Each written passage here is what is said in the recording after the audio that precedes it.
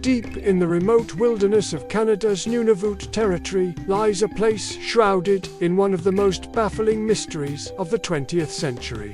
A place called Lake Anjikuni. In the 1930s, this area was home to a small but thriving Inuit village. But one day, without warning, every single soul vanished. They didn't just move away. They disappeared into thin air, leaving behind a scene that would confuse and terrify investigators for decades. This is the story of the vanishing village of Lake Anjikuni. Our story begins with a man named Joe LaBelle, a well-known fur trapper familiar with the Keewatin region. In November of 1930, after a long journey, LaBelle arrived at the village on the shores of Lake Anjikuni, expecting a warm welcome from his friends. But what he found was nothing. An unsettling silence. The village was completely deserted. The fires were dead, the kayaks were pulled ashore, and there wasn't a single person or animal in sight. It was as if the world had simply swallowed them whole. LaBelle, a seasoned man of the north, knew immediately that something was terribly wrong. This wasn't just an empty village. It was a ghost town, frozen in a single, terrifying moment. He decided to investigate further, a decision that would lead him down a path of complete and utter bewilderment. He cautiously approached the first hut, calling out, but only the wind answered.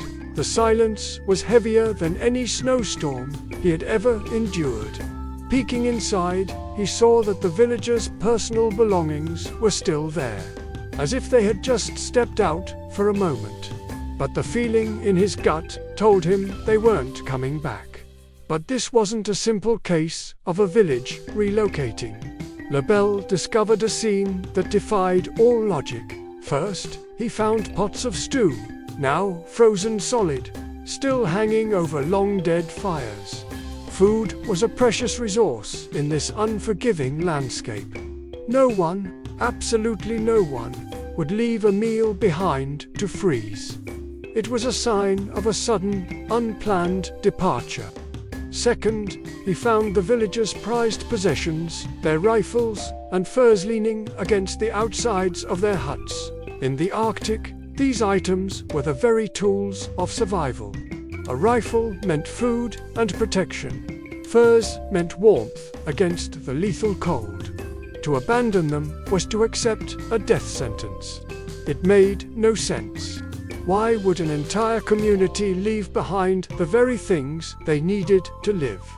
And most chilling of all, he discovered something that sent a shiver down his spine.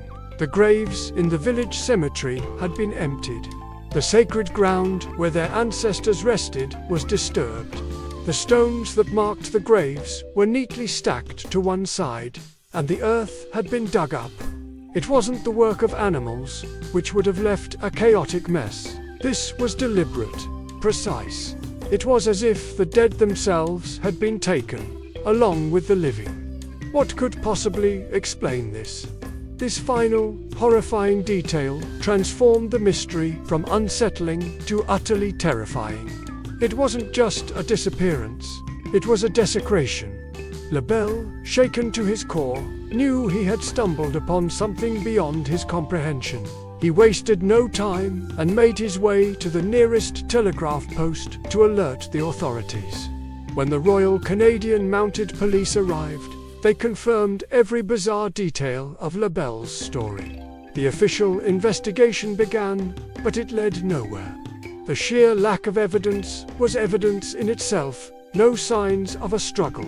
No tracks leading away from the village. Nothing. It was as if the ground had opened up and swallowed everyone. To this day, there are no official answers, only theories, each one more perplexing than the last.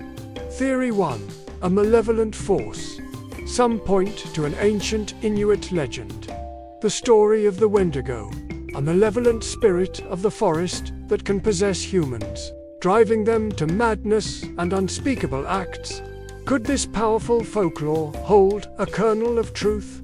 Was the village overcome by a spiritual entity that the modern world refuses to acknowledge? Theory 2. Alien abduction. In the decades that followed, ufologists latched onto the story. They point to reports from other trappers and the RCMP themselves of strange, pulsating lights and unidentified flying objects in the sky around the time of the disappearance. Was the entire village, living and dead, taken by visitors from another world? It's a wild theory, but given the bizarre evidence, can we truly rule it out? Theory 3. A mass migration gone wrong. This is the most logical and mundane theory, yet it's full of holes. It suggests the village was forced to leave suddenly, perhaps by a devastating, localized storm or a threat from a rival group, and they perished somewhere out on the vast, unforgiving tundra. But this doesn't explain the unearthed graves. It doesn't explain why they would leave their rifles, their food, and their warm furs behind. It just doesn't add up. The village of Lake Anjikuni remains a ghost story, etched into the Canadian wilderness. The case file is technically still open, a cold case gathering dust, but with no new evidence.